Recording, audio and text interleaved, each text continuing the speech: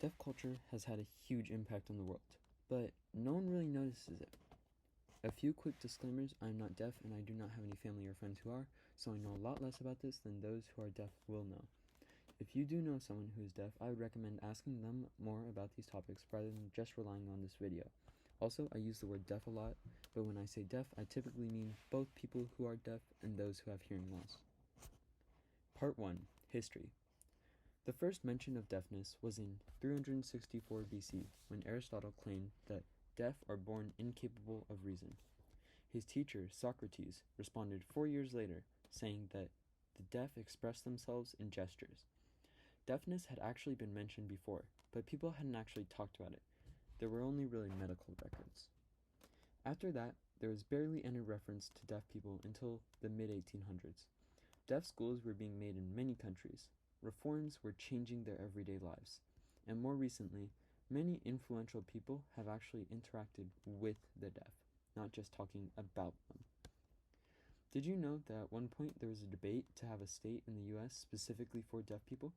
This would have allowed them to live surrounded by others who understood them better, if they had chosen to move. However, if this had actually happened, it would have ended up being just about the 8th most populated state in the US.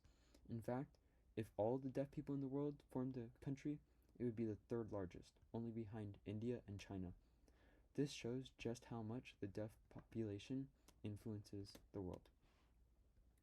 Unfortunately, when World War I, World War II, and the Cold War took place, many deaf were specifically restricted from joining the military.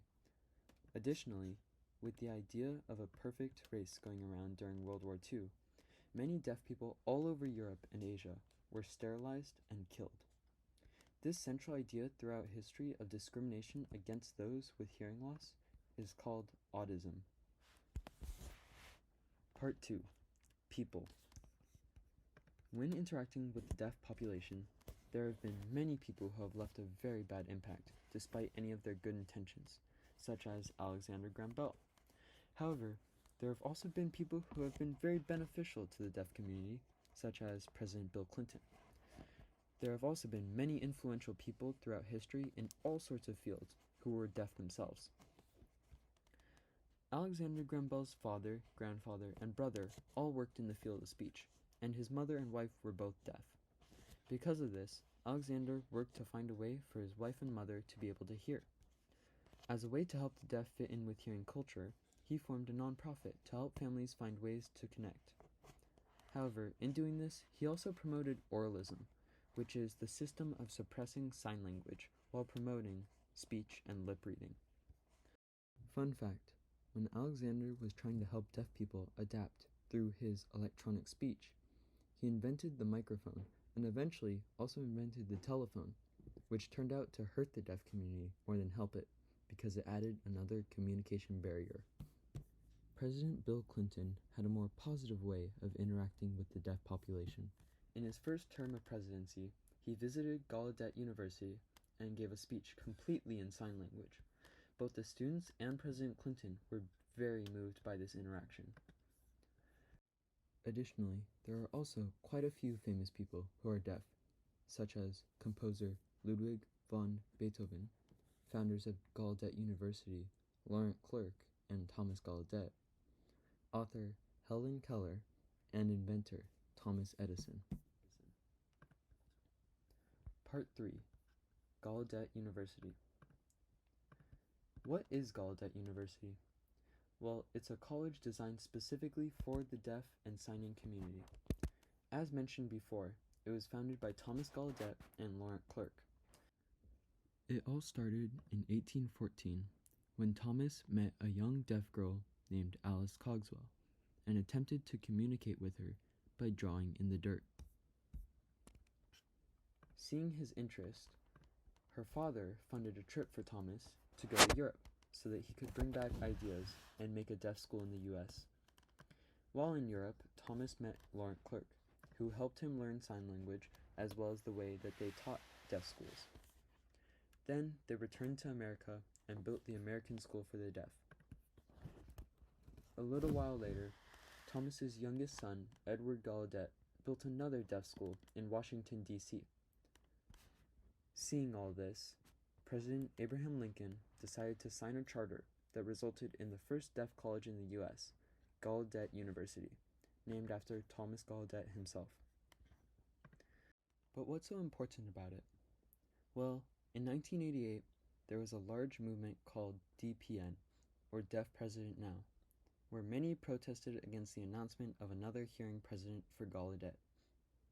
By that time, there had been plenty of deaf candidates qualified enough for the position, but the board had still put in a hearing person, causing lots of anger among the students and faculty. Eventually, the board caved in and the demands were met, leading to I. King Jordans being the first ever deaf president of Gallaudet University. As a result of this movement, many new acts were passed improving the treatment and accessibility for the deaf, including the ADA, Americans with Disabilities Act, which impacted people with any type of disability, not just deaf.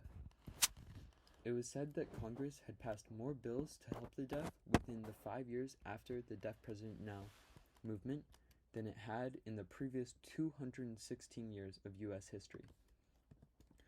And last but not least, it also built a deep sense of pride among both the deaf students at Gallaudet University and all other deaf people who had heard about this movement. Both Gallaudet University and the DPN movement were extremely impactful to the world's view and treatment towards deaf people. Part 4. Culture. There are many parts of deaf culture that the hearing world doesn't see. Deaf Night Out is an event that takes place nationwide in which deaf people can establish connections with others in their community. Additionally, there are many types of deaf art, including poetry slams and storytelling. These usually involve a very expressive form of sign language, where the signer is completely invested in their story or poem. Another window into deaf culture is in movies. In the past, movies have often wrongly portrayed deaf people, but recently a movie came out called Coda. It features predominantly deaf actors and is directed by a deaf woman as well. Coda means a child of a deaf adult. Speaking of the public being misinformed about deaf people and their culture, many other thoughts have been thought that are only thoughts and not fact. Basically, what I'm trying to say is that people have often assumed many different things about deaf people that are completely wrong. 3 examples of this are, number 1, deaf people can't drive, where they actually can, and they're just as good, sometimes even better, than hearing people at it. Number 2, deaf people can't listen to music. Most of the time, they can still feel the vibrations in the air from the bass and the drums. And number 3, there is only one type of sign language. There is actually more than 300. Another thing people often get wrong is that they assume that deaf people or hard of hearing people want to be fixed.